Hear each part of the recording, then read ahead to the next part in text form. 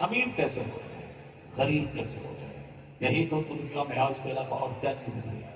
امیر ہے، غریب ہے، اور کیا چیز ہے؟ غریب ہے، ایک طرف کھانے پینے کی تنگی ہے اور ایک طرف پیسوں کی فراوانی ہے، ایک طرف گرمی، ایک طرف سردی، ایک طرف رات، ایک طرف دن، ایک طرف تندرستی، ایک طرف بیماری، اور دنیا میں رکھا کیا ہے؟ مان پیتا تھا نارمل پانی، اب وہ فلٹر والا پانی 80 روپے لیٹر والا پانی بن گئی سے پیے گا، اور زیادہ پیسہ ہو جائے گا تو کشمیر سے وہاں کا پانی منگوا کے پیے گا، اور پیسہ نہیں ہے تو 10 روپے میں نائی سے بال بنوا لیا، پیسہ زیادہ ہو گیا تو ایئر کنڈیشن سیلون میں بیٹھ کر کے 100 روپے دے کے بال بنوایا، اس سے بھی زیادہ پیسہ بڑھ گیا تو دلی سے نائی کو بلوا کر کے 10,000 روپے دے کر کے بال بنوایا۔ اس کے علاوہ اور کیا ہوتا ہے؟ پیسہ کم تھا تو آٹو خرید لیا، پیسہ زیادہ بڑھ گیا تو ایرٹیگا خرید لیا، اور پیسہ بڑھ گیا تو کریٹا لے لیا، اور پیسہ بڑھ گیا تو انووا کرسٹا لے لیا، اور پیسہ بڑھ گیا تو 55 کی فارچونر لے لیا، اور پیسہ بڑھ گیا تو BMW لے لیا، اور پیسہ بڑھ گیا تو 10 کروڑ کی جاگوار کمپنی کی کار لے لیا۔ یہی تو ہے، اس کے علاوہ اور دنیا میں رکھا کیا ہے؟ بینک کا قرضہ، آدمی کا ہاتھ کا قرضہ، اب یہاں سے لے کے اس کو دینا، اس کو لے کے اس کو دینا، کسی حالت میں جب دیکھا کہ چاروں طرف سے قرض میں پھنس گئے، اب کوئی راستہ نہیں ہے، زہر کھا کے مر گئے۔ جو اپنے پیچھے دنیا کا غم لگا لیتا ہے، حضور کہتے ہیں اللہ اس کی نگاہوں کے سامنے غریبی کے دروازے کھول دیتا ہے، وہ کماتا جاتا ہے، اس کی پیاس بڑھتی چلی جاتی ہے، صبر اس کو نہیں ہوتا، پھر کسی وادی میں مر جائے، اللہ کو اس کی کوئی پرواہ نہیں ہوتی ہے، اللہ کو اس کی کوئی پرواہ نہیں۔ اور آج یہی حال سب کا ہو رہا ہے۔ ذرا غور سے سنیے، امیر کیسے ہوتے ہیں، غریب کیسے ہوتے ہیں؟ یہی تو دنیا میں آج کے علاوہ اور کیا چیز نہیں ہے؟ امیر ہے، غریب ہے، اور کیا چیز ہے؟ غریب ہے، ایک طرف کھانے پینے کی تنگی ہے اور ایک طرف پیسوں کی فراوانی ہے، ایک طرف گرمی، ایک طرف سردی، ایک طرف رات، ایک طرف دن، ایک طرف تندرستی، ایک طرف بیماری، اور دنیا میں رکھا کیا ہے؟ مال بڑھتا ہے تو ہانڈی چکنی ہوتی ہے، مال بڑھتا ہے تو کپڑا چکنا ہوتا ہے، مال بڑھتا ہوتا ہے تو عورت کی چاہت بڑھ جاتی ہے، مال بڑھتا ہے تو اچھا گھر، اچھی سواری کی چاہت بڑھ جاتی ہے، مال بڑھتا ہے تو خوشبو لگانے، اچھا کپڑا پہننے کا شوق بڑھ جاتا ہے، اچھی سواری پہ چلنے کا شوق بڑھ جاتا ہے۔ اس کے علاوہ اور دنیا میں کچھ ہے تو بتائیے۔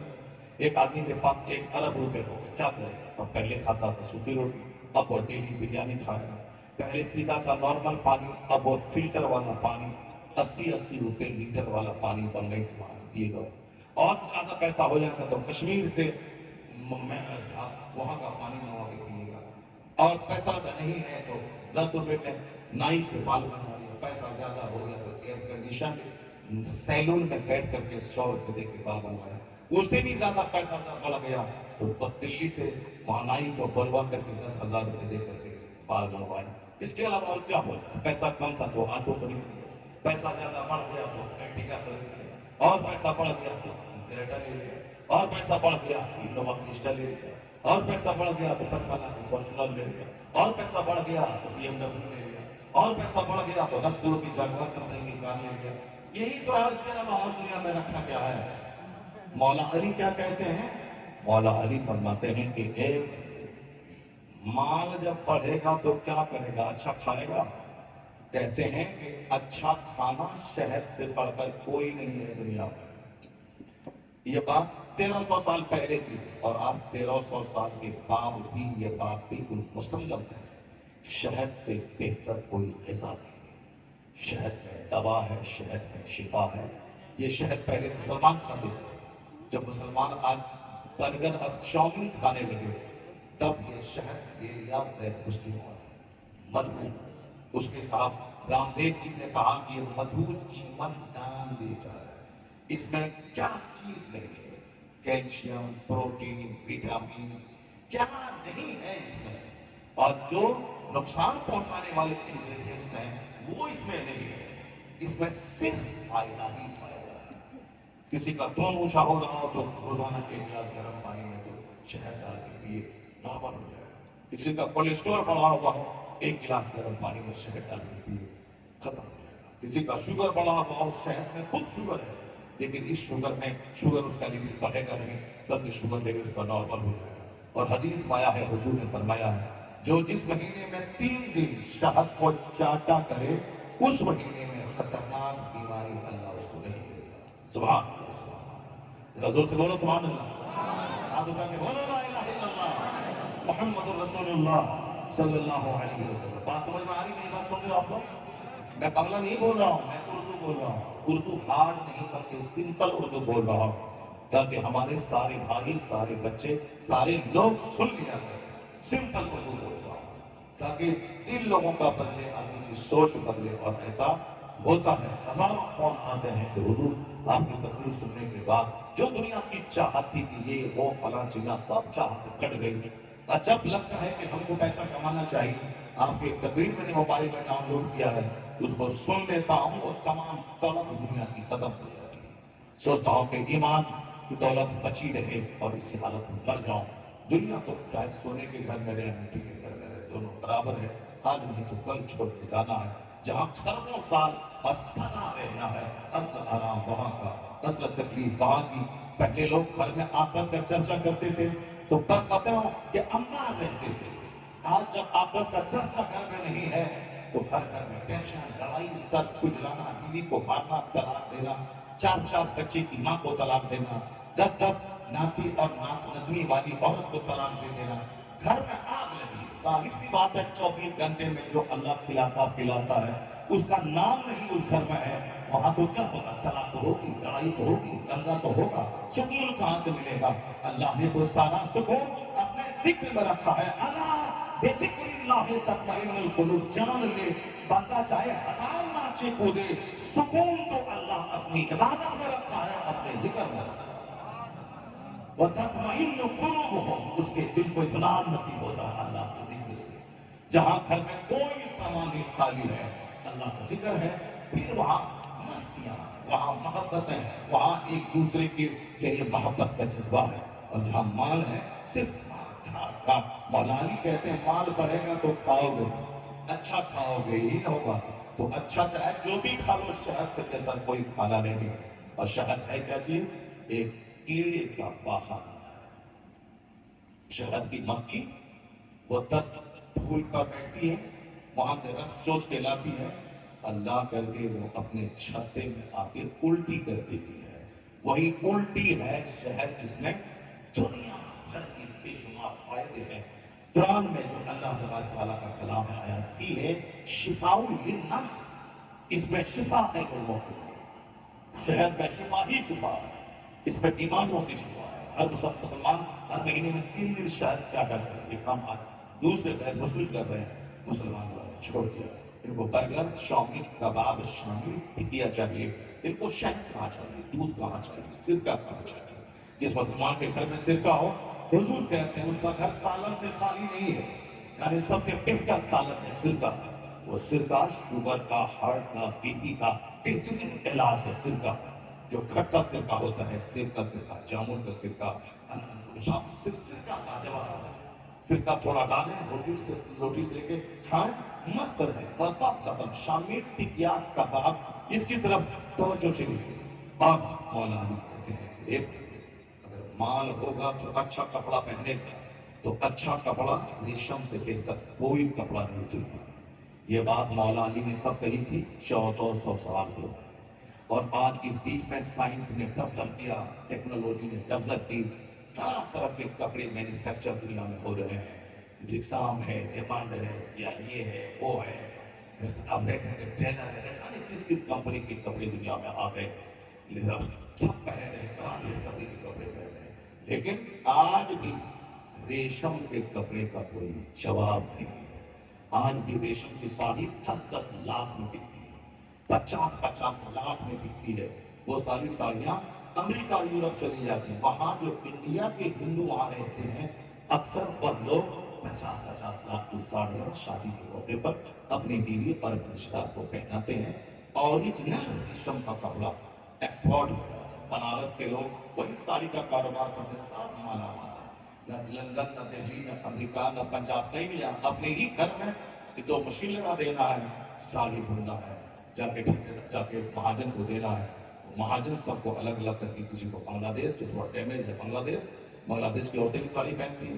جہاں پیور اسلام آ گیا وہاں ساڑی تو لوگ پہنتے نہیں ہیں عورتیں، وہاں تو پائجامہ کرتا عورتیں پہنتی ہیں، نقاب کرتا، اور اوڑھنی دوپٹہ اوڑھتی ہیں، پردے میں رہتی ہیں، چونکہ حضور نے पायजामा पहनने वाली औरतों के लिए दुआ दीजिए कि अल्लाह पायजामा पहनने वाली औरतों को तू बख्श दे, क्योंकि पायजामा पहनने में साड़ी के मुकाबले में ज्यादा पर्दा है। क्योंकि हुजूर बैठे हुए थे, एक बार एक औरत सामने जा रही थी, वो फिसल गई, जो वो साड़ी पहनी हुई थी, इस उसी टाइप का कपड़ा पहनी हुई थी, तो वो थोड़ा उसका सत्र खुला।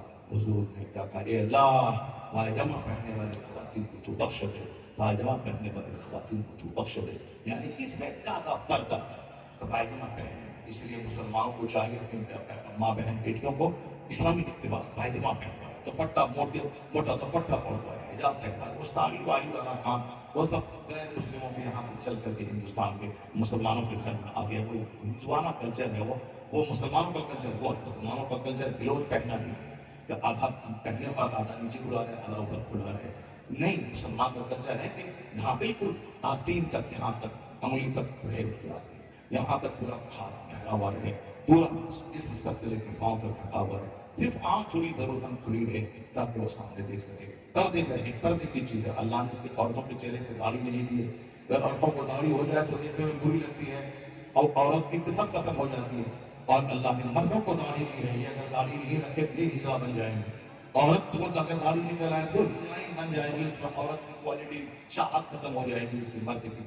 अब मर्द में दाढ़ी मूंढ ले, इसमें औरतों की चाहत खत्म हो जाएगी, ये बच्चा पैदा करने के लायक नहीं रहेंगे। थोड़ा देर से एक नस्ल मुंडाए, दो नस्ल मुंडाए, तीन नस्ल मुंडाए, चार नस्ल मुंडाए। फिलोसफर डॉक्टरों ने कहना है 6 नस्ल तक जो लगातार दाढ़ी मूंढता रहे, 7वीं नस्ल हिजड़ों की नामर्दों की पैदा होगी। क्योंकि अल्लाह ने मर्दों को दाढ़ी दी है, मूंढने के लिए नहीं दिया है, ये दाढ़ी रखने के लिए दिया। क्योंकि दाढ़ी का रिश्ता कुव्वत मर्दानगी से गहरा जुड़ा हुआ है, सर के बाल का रिश्ता कुव्वत मर्दानगी से जुड़ा हुआ है। अगर किसी के सर के सारे बाल उड़ जाएं, वो समझ ले कि नामर्द है अंदर से। किसी के दाढ़ी के बाल ही नहीं उगे, समझ ले कि अंदर से मर्दानगी की कोर उसकी कमजोर है। जिसके सर के बाल उगे हों और जिसकी दाढ़ी के बाल घने हों, बिल्कुल अंदर से फिट रहता है वो, चूंकि इसका रिश्ता ताकत से जुड़ा हुआ है। मर्द औरतों को दाढ़ी नहीं है, क्यों? उसका दाढ़ी ना रखने में उसके लिए फायदा है। मर्द को दाढ़ी दी है, इसके दाढ़ी रखने में फायदा है।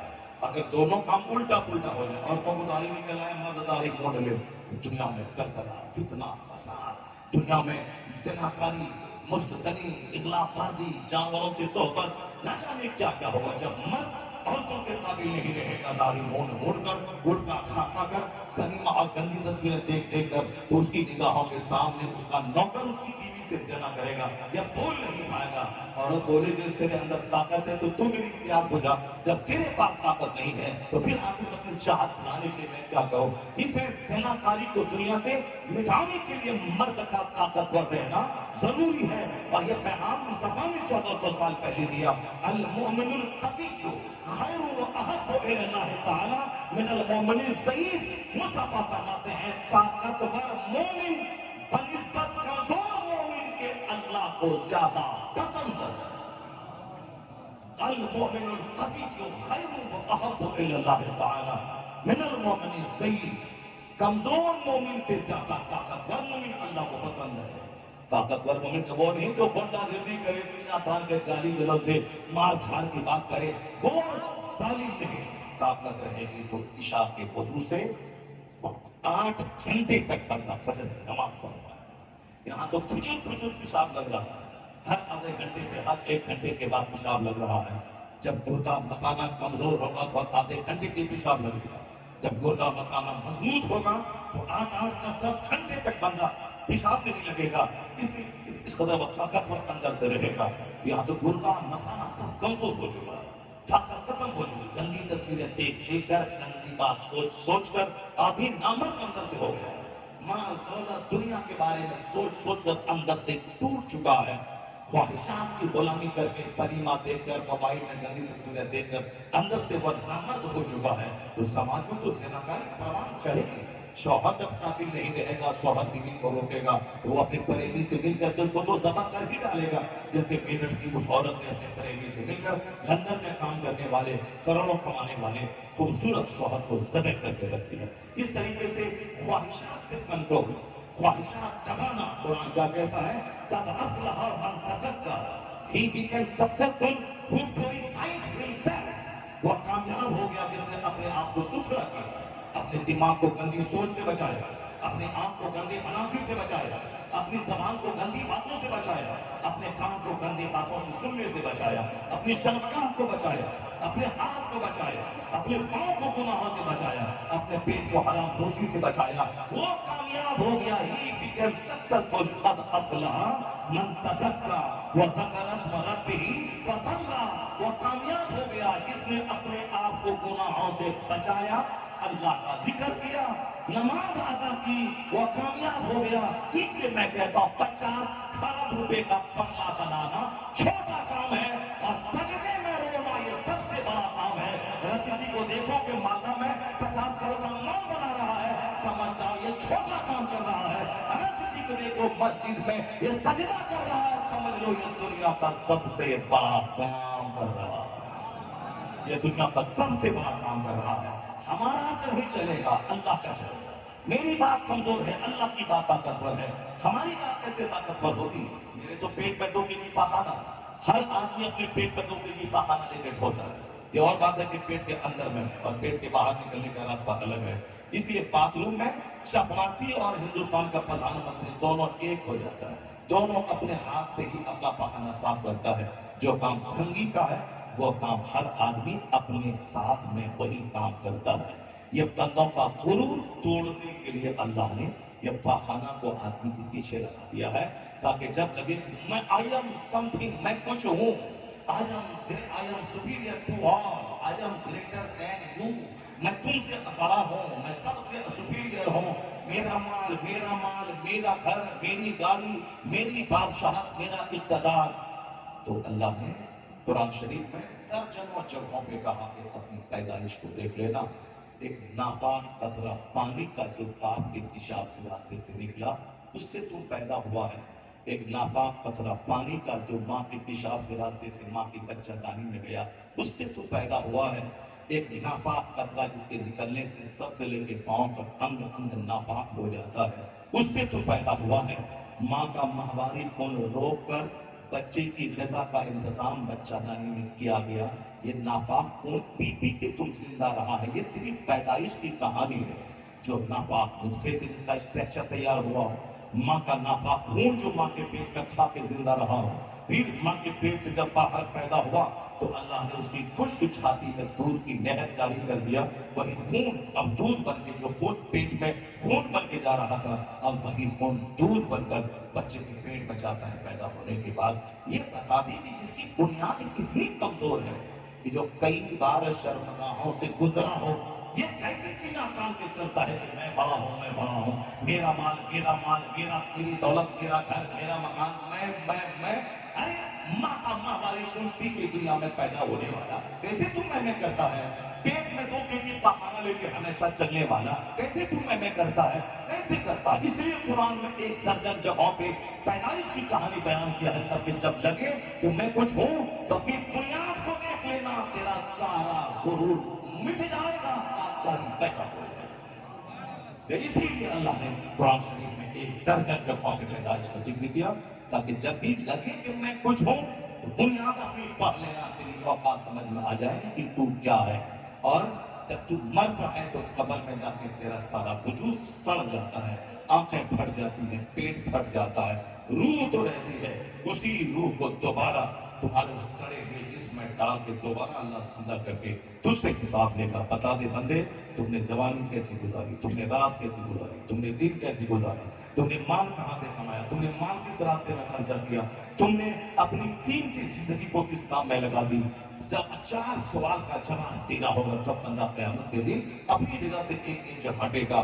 مال فرم ویئر یو ارن دس، کہاں سے تم نے کمایا، ان وچ وے یو اسپینڈ دس، کس راستے میں خرچ کیا. یہ سوال تو اللہ جب تک نہیں کرے گا بندہ 1 انچ اپنی جگہ سے نہیں ہٹے گا. یہ سوال ہوگا عن عمر ہی، یہ زندگی جو زندگی کھربوں نہیں، اربوں نہیں، معاصلوں نہیں، جس کا کوئی جوڑ قیمت ہی نہیں ہے، وہ زندگی اللہ نے دی. کس کام کی؟ لڑائی جھگڑا، مار دھاڑ، سنیما، گٹکا، یہ وہ، عورتوں کے پیچھے پاگل، شراب کے پیچھے پاگل، تاریخ کے پیچھے پاگل. اسی لیے اللہ نے یہ آنکھ کی سب سے لے کے پاؤں پر ایک رگ یہ آنکھ دب جاتی ہے پیچھے تو بندہ پاگل ہو جاتا ہے، ایک نس دب جاتی ہے. स्पाइनल कॉर्ड जो एक आदमी का ढांचा इस पर खड़ा रहता है, अगर इसमें एक चोटी की तरह अगर कोई यहाँ इसमें इन्फेक्शन पैदा हो जाए तो बंदा खड़ा ही नहीं रह पाएगा, चूंकि कीलर ही खत्म है। अब पड़े हुए हैं 5 महीने से बिस्तर पे, क्यों? स्पाइनल का मसला है, रीढ़ की हड्डी, वही रीढ़ की हड्डी पर ही तो सारा बदन खड़ा रहता है। अब उसी रीढ़ की हड्डी में थोड़ा सा इन्फेक्शन पैदा हुआ, अब बंदा 6 महीने से बिस्तर पे लेटा हुआ, और हम लोग कूद रहे हैं दुकान, घर, मकान, यहाँ वहाँ, मस्जिद, मदरसा, खानका, ये हम लोग कूद रहे हैं, बिल्कुल खड़े हैं, दौड़ रहे हैं, सुबह सवेरे 5-5 किलोमीटर दूर चल रहे हैं। इसका ये नहीं कि हम किस बात का हो गए, हम बहुत बड़े हो गए, नहीं, एहसान उस खुदा का जिसने हमारा ढांचा खूबसूरत बना के हमको दुनिया की लज्जतें हासिल करने का मौका था। हमारा कोई रोल नहीं, अल्लाह रब्बुल इज्जत का एहसान है। तो जो अल्लाह इतनी बड़ी दौलत दी है, रीढ़ की हड्डी की सूरत में, आंख की सूरत में, जबान की सूरत में, ब्रेन की सूरत में, सर के बाल की सूरत में, सिर्फ ये भौं का बाल उड़ जाए तो आगे देखने में कैसा पंचर लगता है वो सब समझ सकते हैं। औरतें जो इस भौं के बाल को उठा देती हैं, मुंड लेती हैं, देखने में बिल्कुल चौड़ेल की तरह लगती है। ये मर्द जो मोछ के बाल बिल्कुल मोड़ लेता है, ये भी देखने में बिल्कुल अजीब सा अब मानुस की तरह लगता है। अल्लाह ने मोछ मोड़ने का आदेश नहीं दिया हुजूर ने, मोछ कम करो, कटाओ, कस्सु शवारी, मोछ कटाओ, तो कटाओ है मुंडाओ ये नहीं है, वाफुल हाथा भी बढ़ाओ, मोछ कटाओ। कटाओ का मतलब मोछ इतनी लंबी ना हो जाए कि बात करने में मुंह में घुस जाए, खाना खाने में गिलास में लग जाए, मोछ कटाओ। अगर मोछ जरूरी है, मोछ देखने, मोछ वाला आदमी सुंदर देखने में लगता है, दाढ़ी भी हो, मोछ भी हो, और जो मोछ मूंड लेता है देखने में पनमानुस की तरह लगता है देखने में। तो जो नेचुरल चीजें अल्लाह ने दी है, मोछ खूबसूरती, सर के बाद खूबसूरती, अगर नाखून खूबसूरती, एक नाखून अगर उधड़ जाए तो बंदा उसको हमेशा दूसरों से छुपाता रहता है। ये सारी चीजें नेमत है, जब ये नेमत है अल्लाह ने दी है तो इसमें हमारा कोई रोल नहीं है, अल्लाह ने दिया है। तो क़यामत के दिन तो अल्लाह पूछेगा, ये आंख के बदले में तुमने क्या किया, नाक के बदले में तुमने क्या किया। लाखों लोग हैं जो नाक से बोलते हैं, नाक बजती रहती है, लोग उनकी बात सुन के हंसते रहते हैं, और तुमको अल्लाह ने नाक दे के सुरीली आवाज निकालने का मौका तुझको अता किया, इसके बदले में तुमने क्या किया। इसके बदले में ताड़ी पिया, लड़ाई किया, झगड़ा किया, रात के 2 बजे तक मोबाइल देख के सोया, दिन के 10 बजे उठे, इसीलिए क्या ये दुनिया में जो आज आग लगी है, नफरतों की आग, जंग की आग, दौलत कमाने की हवस की आग, ये अल्लाह की तरफ से पनिशमेंट है। मैं तो सुकून सब्र में रखा हूँ और तू हिर्स में तलाश कर रहा है, मैं सुकून इबादत में रखा हूँ तो दुनियादारी में ढूंढ रहा है, मैं सुकून कम माल में रखा हूँ तो ज्यादा माल में सुकून तलाश कर रहा है। जाओ मरो, हमने तो सुकून रखा था सब्र में और तुम बेसब्री में ढूंढ रहा है, मैं सुकून रखा था सजदे में और तुम नाच और गाना और पियानो बजाने में सुकून तलाश कर रहा है। तो जाओ मरो, सारी दुनिया आज मर रही है, सारी दुनिया आग में जल रही है, क्योंकि अल्लाह ने जो रास्ता इसलिए चुना था उस रास्ते से हट के बंदा जी रहा है। सवाल होगा क़यामत के दिन, ये कीमती जिंदगी किस काम में गुजारी, ये जवानी किस काम में गुजारी, माल कहां से कमाया, कहां खर्च किया, और जो कुछ तुझको बताया गया, सिखाया गया, उस पर तुमने कितना अमल किया, जो कुछ तुमने किताबों में पढ़ा, इसीलिए ताकि सिर्फ दुनिया वालों को सिखाओ और बताओ और तो पैसा कमाओ, तुमने जो पढ़ा उस पर तुमने कितना अमल किया। जब तक अल्लाह ये सवाल नहीं करेगा उस वक्त तक बंदा अपनी जगह से एक इंच हट नहीं पाएगा। सिर्फ दूसरों को सुनाने की तकलीफ नहीं करनी है, अपने आप को सुनाने के लिए भी हदीस कुरान पढ़ना है, दूसरों को नमाज की तालीम देनी है तो खुद नमाज पाबंदी से पढ़नी है। ऐसा नहीं किसी को टोपी रख लिया, दाढ़ी रख लिया, जुब्बा पहन लिया ताकि दूसरों को बेवकूफ बना के 10 रुपया कमाए और पेट भरे और दूसरों के सामने नेक बने और तन्हाई में शैतान का ताता बन के लोग साथ नाचते कूदते रहे। नहीं, तुम बताओ तुमने जो कुछ पढ़ा उस पर तुमने कितना अमल किया। ये 4 सवाल होगा, तुमने माल कहां से कमाया, किस रास्ते से और किस रास्ते में खर्च किया। एक, दूसरा, यकीन की जिंदगी इबादत में गुजारी या दुनियादारी में गुजारी।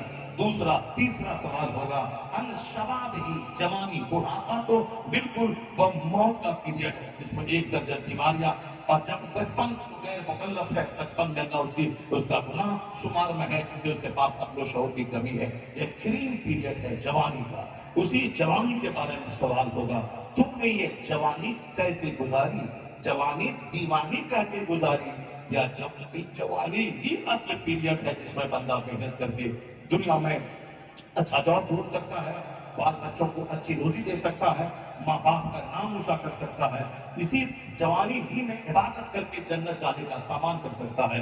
کریم پیریڈ ہے جوانی کا، جس میں طاقت رہتی ہے، اعصاب مضبوط ہوتے ہیں، جس میں سر سے لے کے پاؤں تک سارے پارٹس اسٹرانگ رہتے ہیں، جس میں دھیرے صبر برائی سے لڑنے کی طاقت سب جوانی میں رہتی ہے، بچپن میں نہیں، بڑھاپے میں نہیں۔ اس کے بارے میں اسپیشلی سوال ہوگا، مکمل مجموعی طور پر زندگی کے بارے میں، لیکن جوانی کے بارے میں اسپیشل سوال ہوگا، یہ پیریڈ تم نے کیسے گزارا؟ جیسے آج کل میرے جوان گزار رہے ہیں، یہاں وہاں جہاں تہاں پل پلیا، اس کے دروازے اس کے دروازے پہ، یہ بس مسکرا کے 24 گھنٹے پھول سے بات کرتے ہیں، ہاں تیرے بغیر ہم نہیں مرتے، ہم زندہ نہیں رہ پائیں گے۔ ایک آدمی کو دیکھ کے وہ رو رہا تھا، تیرے بغیر میں زندہ نہیں رہ پاؤں گا، مر جاؤ روتے روتے۔ ایک آدمی کو دیکھا میرے ساتھ گاڑی پہ چل رہا تھا، وہ پیچھے سیٹ پر تیسری سیٹ بیٹھا ہوتا، بیٹھنے کے بعد وہ فون سے بات کر کے رو رہا، تم نہیں ملو گے تو میں مر جاؤں گا، مر جاؤ تم مر جاؤ، تم نہیں ملو گے۔ لگتا ہے ساری زندگی کا مقصد صرف ایک لڑکی کو پا لینا ہے۔ ایک لڑکا کو میرے پاس اس کا باپ لے گیا، حضرت سمجھائی، اس کی دلی میں کام کرتا ہے، پتہ نہیں کیا ہو گیا اس کو، وہاں وہ وہیں جانا چاہتا، وہی شادی کرنا چاہتا، جبکہ وہ کون ہے نہیں ہے، کیسی براتی ہے، کہاں کا ہے، کیسا ہے، کچھ پتہ نہیں چل رہا ہے، یہ وہاں سے شادی کرنا چاہتا۔ میں نے اس کو آگے پیچھے بہت سمجھایا، سمجھانے کے بعد ابھی ہم بیٹھے تھے کہ وہ وہاں سے نکل پیچھے گیا اور جا کے فون پہ اپنی جو گرل فرینڈ سے روتے تھے، ہم کو سب سمجھا رہا ہے کہ تم کو چھوڑ دیں، ہم تم کو نہیں چھوڑیں گے، ہم تم کو نہیں چھوڑیں گے۔ یعنی ساری زندگی جیسے کہ رونے کے لیے پیدا ہوا ہے، ایک لڑکی کے لیے پیدا ہوا ہے، روئے وہ جو جنت کے لیے روئے، روئے وہ جو سجدے میں عبادت کے لیے روئے، روئے وہ جو اپنے ماں باپ کا سمان اور احترام کے لیے روئے۔ جو سجدہ میں نہیں روئے گا وہ کس لڑکی کے عشق میں روئے گا، جو اپنے ماں باپ کو عزت دلانے کے لیے حلال روزی کی تلاش میں نہیں روئے گا وہ حرام کی تلاش میں روئے گا۔ سجدے میں رو، آنسو بہاؤ، اللہ تمام دنیاوی خواہشات کو مٹا دے گا۔ جس کو سجدے کی لذت مل گئی وہ غریبی میں بھی بادشاہت جیسا عیش اللہ اس کی زندگی میں عطا کر دے گا۔ یہ آنکھ اللہ نے دی ہے اللہ کی محبت میں رونے کے لیے، نہ کسی چھوکری کی محبت میں رونے کے لیے۔ ذرا غور سے سنیے، میں ذرا بات مکمل کروں۔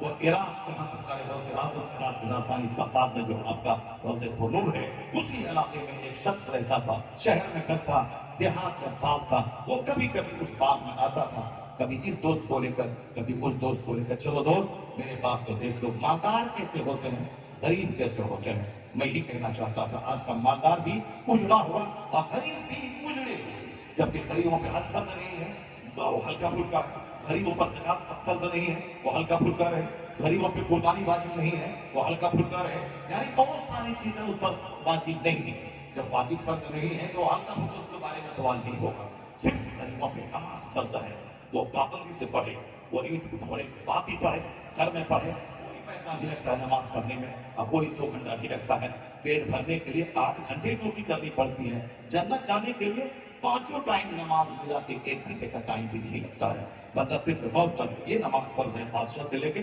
چپراسی عورت مرد سب پر، دیہاتی شہر سب پر فرض ہے۔ روزہ رمضان میں 11 سال میں 11 مہینے کھائے اور 1 مہینہ صرف صبح سے لے کے شام تک اللہ کے لیے بھوکا پیاسا رہے، 1 مہینہ خواہشات سے رک جائے، اس میں فائدہ ہمارا ہی ہے، ہماری طاقت مضبوط ہوتی ہے، ہمارا لیور مضبوط ہوتا ہے، روزہ رکھنے کی وجہ سے 1 لاکھ بیماریاں ختم ہوتی ہیں۔ یہ ہے اللہ کے لیے بھوکا پیاسا رہنا، اور فائدہ ہمارے لیے ہے، ہمارا جسم اندر سے اتنا ہیلتھی اور اسٹرانگ ہو جاتا ہے کہ کینسر جیسی خطرناک بیماری سے لڑنے کی طاقت ہماری لیور کو ہو جاتا ہے۔ روزہ ایک بہت بڑی نعمت ہے، یہ امیر غریب سب پر فرض ہے، وہ رکھے مانگا دیہاتی، مگر حج سب پر فرض نہیں ہے، زکات سب پر فرض نہیں ہے، قربانی سب پر واجب نہیں ہے، صدقہ فطر سب پر واجب نہیں ہے۔ تو غریب تو مست رہتا ہے، نہ زکات فرض ہے، نہ حج فرض ہے، نہ قربانی واجب ہے، نہ صرف صدقہ فطر واجب ہے، یہ تو بالکل مست، نماز پڑھے روزہ رکھ کے مست ہے، بڑے بڑے گناہ سے بچ جائے، جھوٹ نہ بولے، شراب نہ پیے، تاڑی نہ پیے، غیبت نہ کرے، اس سے بچنا آسان ہے۔ جھوٹ نہیں بولے گا، اس کی عزت بڑھے گی، شراب نہیں پیے گا، اس کا پیسہ بچے گا، اس کی صحت بچے گی، جوا نہیں کھیلے گا، اس کا پیسہ بچے گا، اس کی آبرو بچی رہے گی، شراب نہیں پیے گا، تاڑی نہیں پیے، اس کی عقل بچی رہے گی، صحت بچی رہے گی، تو فائدہ ہی فائدہ۔ اسلام نے جن چیزوں کو حرام قرار دیا ہے وہ میرے لیے مضر اور ہارمفل تھا، اسی لیے اس کو حرام قرار دیا ہے۔ اور اسلام میں جن چیزوں کو فرض قرار دیا ہے وہ ہمارے لیے پروفیٹیبل لابھدایک ہے ہمارے لیے، اسی چیز کو کرنا ہمارے لیے فرض قرار دے دیا ہے۔